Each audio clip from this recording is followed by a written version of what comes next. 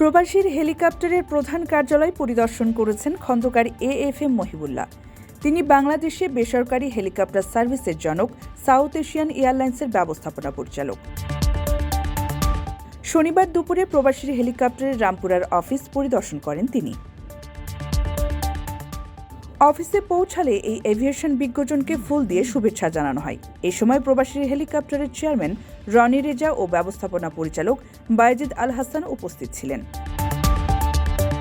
পরিদর্শনকালে প্রবাসীর হেলিকপ্টারের বিভিন্ন কার্যক্রম নিয়ে মুগ্ধতা প্রকাশ করেন খন্দকার এএফএম মহিবুল্লাহ। সাথে বেসরকারিভাবে হেলিকপ্টার সেবা নিয়েও দিক নির্দেশনামূলক আলোচনা করেন তিনি।